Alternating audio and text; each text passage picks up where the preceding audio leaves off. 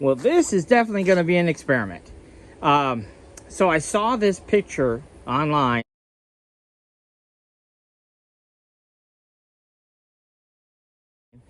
of a folding camping chair, and this particular design I just thought was really cool.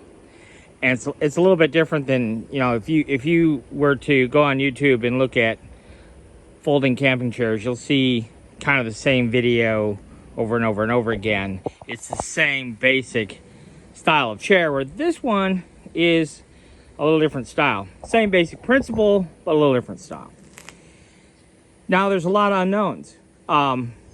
This is all done out of fence pickets, so treated fence pickets. So number one, they're 5/8 of an inch thick. I don't know what that will actually hold. Now, the purpose of these chairs initially was just for the kids anyhow, so I'm certain we're okay there as far as the weight of younger kids.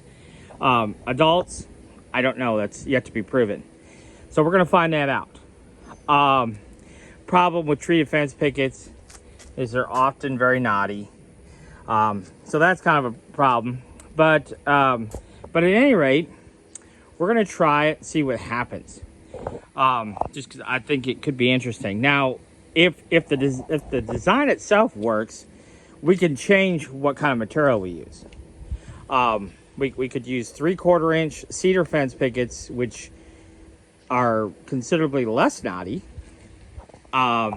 Cedar's not what I would consider known for its strength, however, necessarily. And with this kind of design, it needs to be kind of, the wood needs to be kind of sturdy.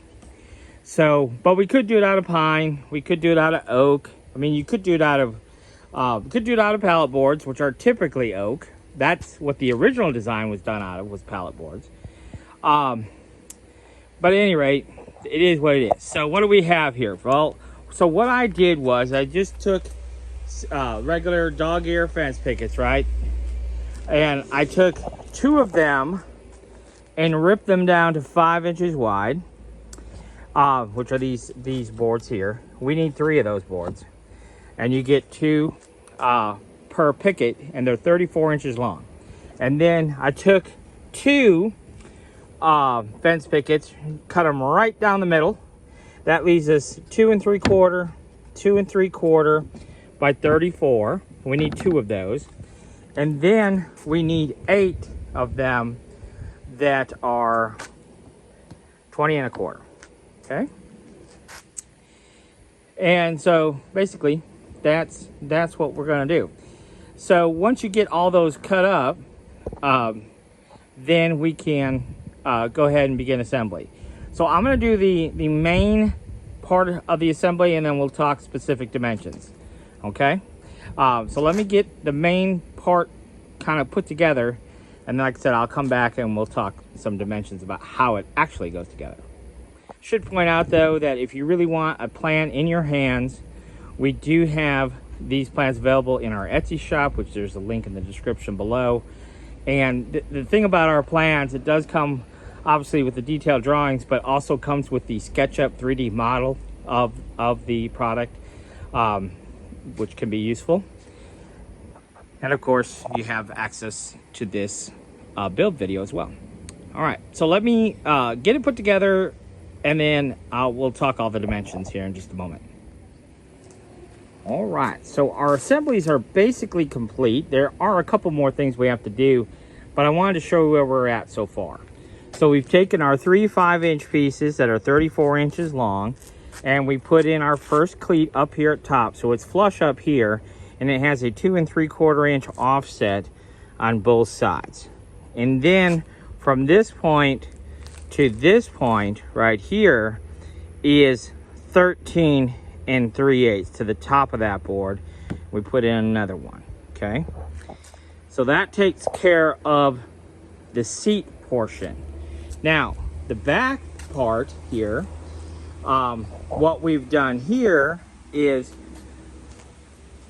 again, this is flush up top, and then there's 2 3/4 inch spacing and another cleat.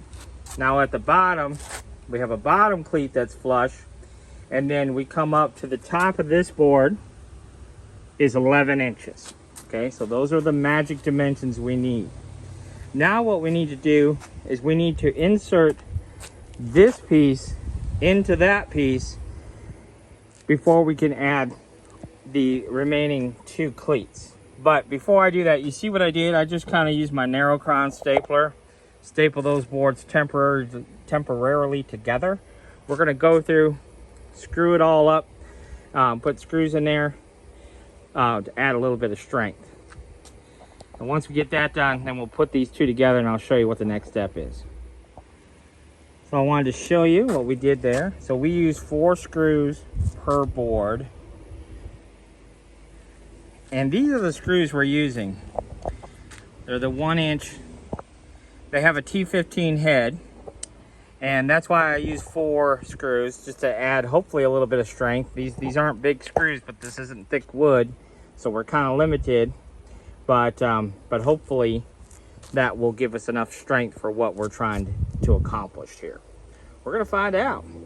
So I just wanted to show you, those are the 1-inch screws, T15 head, 4 screws per board on those cleats. All right, now this piece is basically as far as we could get it, and we did the same thing here. We did 4 screws per cleat on both sides.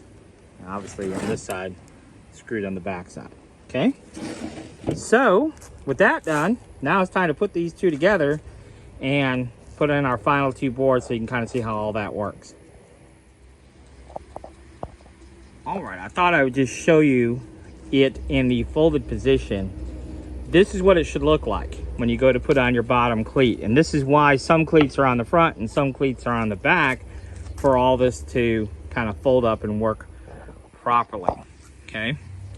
So this cleat we have to attach to the bottom of our seat boards. And we're gonna glue it, we're gonna staple it, and then we're gonna screw it all into place.